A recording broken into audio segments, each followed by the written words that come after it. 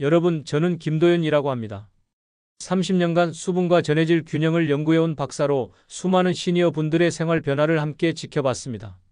지금 아침 습관 하나를 잘못 들이면 한 달 뒤 혈당과 허리둘레가 동시에 올라갈 수 있다는 사실 알고 계신가요? 요즘 이렇게 느끼시는 분들이 참 많으세요. 물도 마시고 운동도 하는데 몸은 점점 무겁고 기력은 떨어지는 느낌. 많은 분들이 이걸 단순히 나이 탓이라 생각하지만 절대 아닙니다. 진짜 원인은 몸속 수분의 불균형이에요. 수분이 줄면 혈액이 끈적해지고 순환이 막히며 결국 몸의 대사 속도도 느려집니다. 그 결과 혈당이 오르고 뱃살이 쉽게 쌓이게 돼요. 이게 바로 여러분이 느끼는 그 답답함의 시작입니다. 아무리 물을 마셔도 갈증이 가시지 않고 아침마다 몸이 무겁고 혈압이나 혈당 수치가 좀처럼 안정되지 않는 이유가 여기에 있어요. 그런데 이 단순한 원인을 해결하는 방법이 있습니다. 바로 아침에 한 잔 소금물 루틴이에요. 소금이라고 하면 많은 분들이 걱정하시죠. 혈압 올라가는 거 아니냐, 부작용 있는 거 아니냐. 하지만 제대로 알고 마시면 오히려 몸의 균형을 회복시켜주는 아주 중요한 도구가 됩니다. 지금 이 이야기를 끝까지 들으셔야 왜 물보다 소금물이 더 효과적인지 그리고 어떻게 마셔야 안전한지 아실 수 있습니다. 많은 분들이 건강 정보는 들어도 실천은 못 하시죠. 하지만 오늘 제가 말씀드릴 방법은 정말 간단합니다. 아침에 일어나자마자 미지근한 물 한 잔에 소금 한 꼬집만 넣어서 마시면 돼요. 단 일주일만 해보세요. 그럼 몸이 보내는 신호가 확실히 달라지는 걸 느끼실 겁니다. 요즘 피로감이나 갈증이 유난히 심하신가요? 저는 수분 연구를 하면서 참 많은 분들을 만났습니다. 그중 기억에 남는 분이 72세 김영숙 님이에요. 매일 30분씩 걷고 채식 위주로 드셨는데 이상하게도 아침마다 피곤하고 혈당이 내려가지 않았죠. 기력은 떨어지고 얼굴은 푸석했어요. 이야기를 들어보니 김영숙 님은 물을 하루 2리터나 마신다고 하셨습니다. 건강에 좋다고 해서 억지로라도 마셨대요. 하지만 물만 마시고 전해질 보충은 전혀 하지 않은 상태였어요. 이 이야기를 끝까지 들어야 전체 흐름을 알 수 있습니다. 물을 많이 마시면 당연히 건강해질 거라 생각하잖아요. 그런데 사실은 그게 아니에요. 물만 계속 마시면 몸속 나트륨이나 미네랄 같은 전해질이 희석돼서 오히려 균형이 무너지게 됩니다. 그럼 세포가 제 기능을 못하고 대사도 느려지고 결국 혈당 조절도 힘들어지는 거예요. 김영숙 님이 바로 그런 상태였던 거죠. 제가 알려드린 건 단 한 가지였습니다. 아침에 일어나서 미지근한 물 한 잔에 천일염 한 꼬집을 섞어 마시기. 처음엔 반신반의하셨어요. 소금이라니 혈압 걱정되지 않냐고 물으셨죠. 하지만 제가 설명드렸습니다. 한 꼬집 정도는 몸에 필요한 최소한의 미네랄을 보충하는 수준이라고요. 일주일이 지나자 김영숙 님께 연락이 왔어요. 아침 기상이 훨씬 가볍고 얼굴 붓기가 줄었다고 하셨습니다. 그 후로 혈당 수치도 서서히 안정됐습니다. 이렇게 작은 변화만으로도 달라질 수 있습니다. 여러분의 건강한 노년을 완전히 바꿀 수 있는 중요한 지혜가 바로 이런 거예요. 혹시 아직 구독과 좋아요를 누르지 않으셨다면 지금 바로 눌러주세요. 이 채널은 여러분의 건강한 노년을 응원합니다. 끝까지 보시면 왜 지금 당장 습관을 바꿔야 하는지 분명하게 깨닫게 되실 겁니다. 마지막에 나올 단 하나의 습관이 모든 것을 바꿀 수 있습니다. 오늘 이 영상에서 말씀드릴 내용은 여러분의 수분 관리 방식을 완전히 바꿀 수 있는 중요한 지혜입니다. 이 이야기를 끝까지 듣고 실천하셔야만 진정한 변화를 경험할 수 있습니다. 뒤에 나올 구체적인 실천 방법을 모르시면 지금까지의 노력이 의미 없어질 수 있어요. 여러분의 식습관과 수분 섭취 방식을 바꾸는 작은 실천만으로도 충분히 일어날 수 있는 일이죠. 그래서 이제는 우리 일상에서 수분 불균형과 직접 연결되는 문제들을 하나씩 짚어보겠습니다. 몸속 수분 불균형이 만드는 5가지 경고 신호에 대해 말씀드릴게요. 여러분이 느끼는 그 불편함들이 사실은 몸이 보내는 신호였다는 걸 아시게 될 겁니다. 먼저 혈당 조절 장애 이야기부터 시작할게요. 수분이 부족하면 혈액 내당이 농축돼 혈당이 높게 나타나기 쉽습니다. 생각해보세요. 피가 끈적끈적해지면 당연히 그 안에 들어있는 당 농도도 올라가겠죠. 한국영양학회 연구에 따르면 하루 수분 섭취량이 적은 그룹이 혈당 상승률이 높게 관찰됐다고 합니다. 실제로 제가 만난 72세 김영숙 님도 물만 마시다 혈당이 오르던 경우였어요. 그분은 당뇨약도 드시고 있었는데 물만 계속 마시니까 혈당이 안정되기는커녕 오히려 변동폭이 커졌던 거예요. 이럴 때 어떻게 해야 할까요? 아침 공복에 미지근한 물 200ml에 소금 한 꼬집을 타서 천천히 마시세요. 이렇게 하면 수분과 함께 전해질이 들어가서 혈액순환이 원활해지고 세포가 포도당을 제대로 받아들일 수 있게 됩니다. 다만 고혈압이나 신장 질환이 있는 분은 전문가와 상의 후 시도하세요. 여러분은 아침에 물을 어떻게 마시고 계신가요? 그냥 물만 드시나요? 아니면 다른 방법을 쓰고 계신가요? 두 번째로 복부 비만 이야기를 해볼게요. 체내 수분이 부족하면 인슐린 저항성이 커지고 지방이 쌓입니다. 인슐린 저항성이라는 게 뭐냐면 세포가 인슐린에 제대로 반응하지 못해서 혈당이 올라가고 그 남은 당이 지방으로 쌓이는 거예요. 특히 뱃속에 쌓이기 쉽죠? 일본 생활의학연구소에선 체수 분율이 높을수록 복부 지방량이 낮게 나타났다고 밝혔어요. 물이 충분하면 대사가 활발해지고 지방이 쌓일 틈이 줄어드는 거죠. 실제로 68세 김성우님은 물만 마시다 뱃살이 늘었는데 소금물 루틴을 시작한 후 허리둘레가 3cm 줄었습니다. 김성우님은 운동도 안 바꾸고 식사량도 똑같았는데 허리둘레만 줄어든 거예요. 왜 그럴까요? 수분 균형이 맞춰지니까 몸의 대사가 제대로 돌아간 거죠. 아침에 한 잔, 저녁 식사 2시간 전에도 한 잔 정도 추가해 보세요.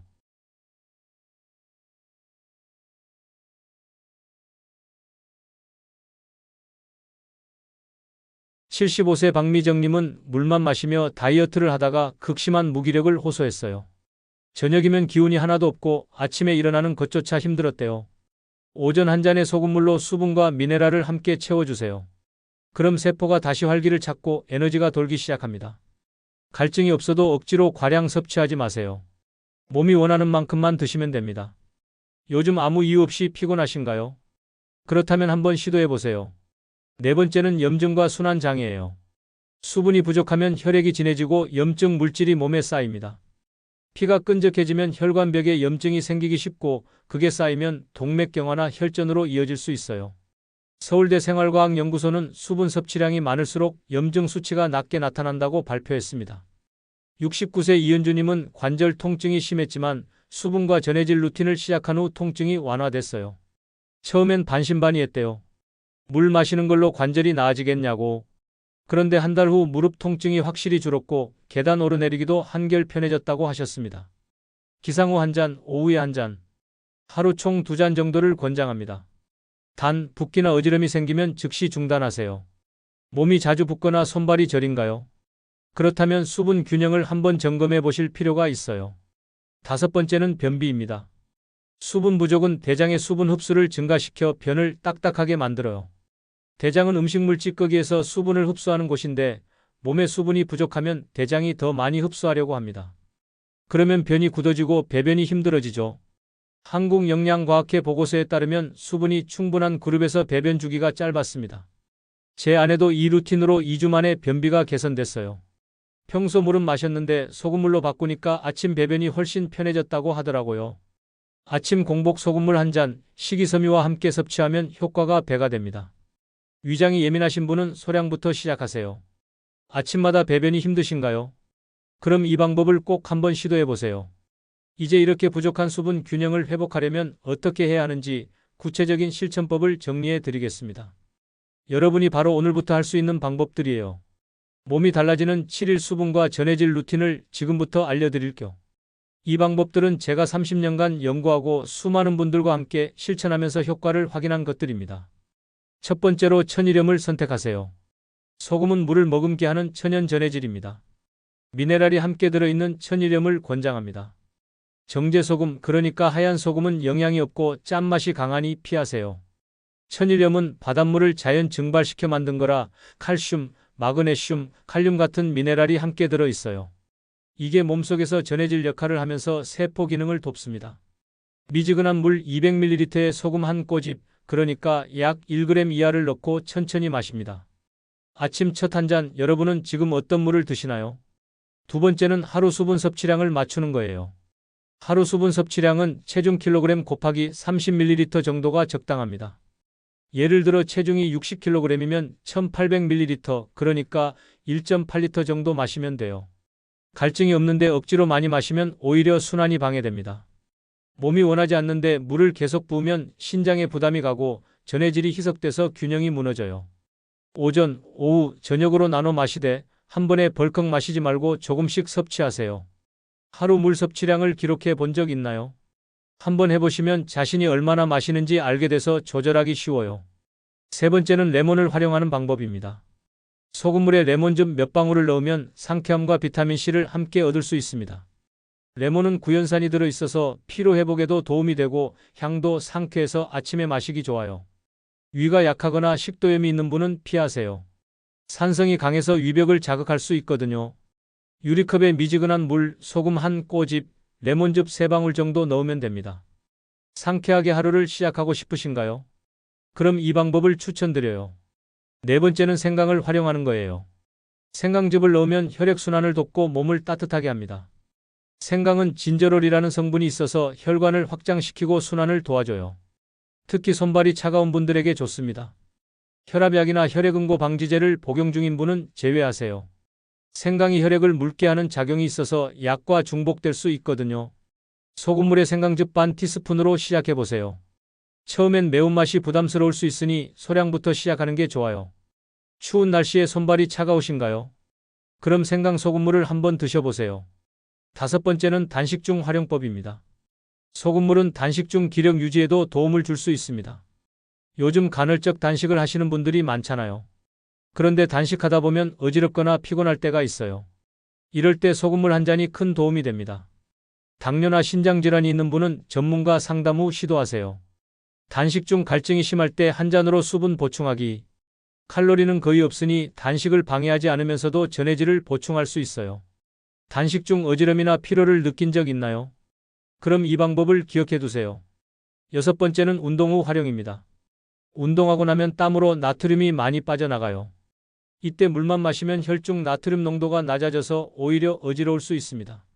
운동 후 30분 이내에 소금물 한 잔을 마시면 전해질을 빠르게 보충할 수 있어요. 특히 여름철이나 장시간 운동할 때 효과적입니다. 운동 후 물만 마셨는데도 갈증이 가시지 않는다면 전해질 부족일 수 있어요. 7번째는 저녁시간 활용법이에요. 저녁 식사 2시간 후에 소금물 한 잔을 마시면 밤사이 수분 손실을 예방할 수 있습니다.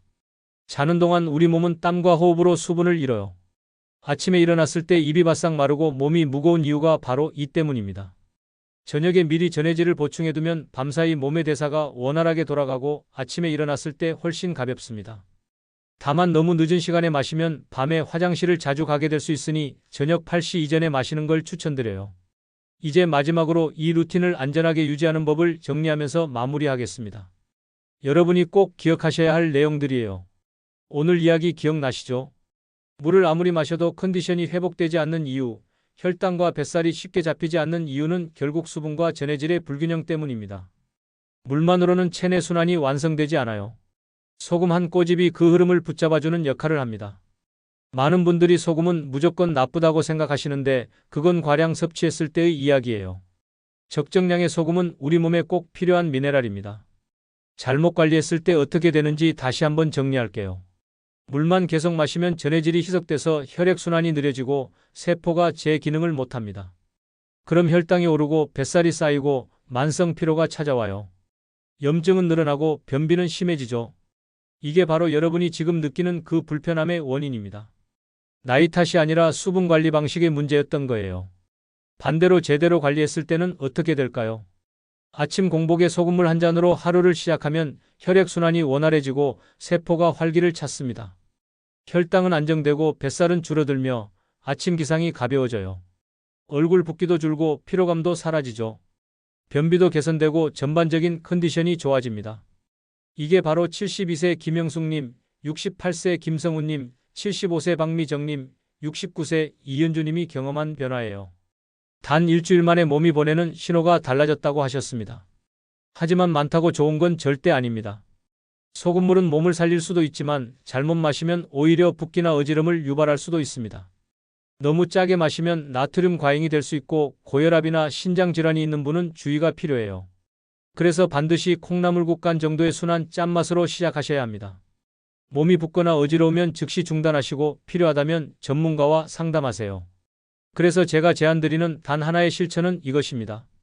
아침 공복에 미지근한 물 한 잔, 소금 한 꼬집으로 시작하기.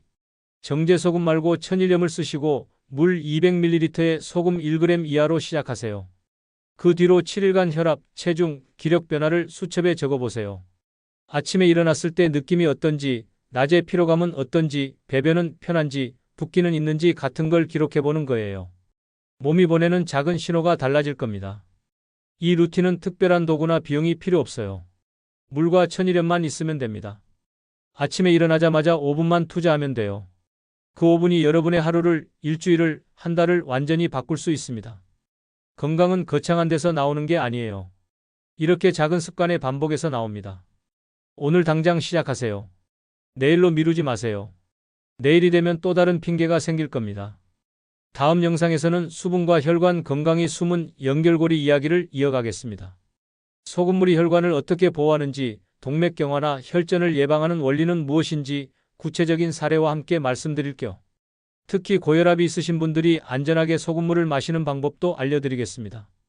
오늘 내용이 도움이 되셨다면 구독과 좋아요 눌러주시고 가족 중 피로감이나 갈증으로 고민하시는 분들께 이 영상을 꼭 전해주세요. 여러분의 작은 실천이 큰 건강 변화를 만듭니다. 댓글로 오늘 이야기 중 가장 인상 깊었던 부분이 무엇인지 알려주세요. 여러분 생각은 어떠신가요? 지금 바로 아침 소금물 루틴을 시작하실 건가요? 댓글로 여러분의 다짐을 들려주세요.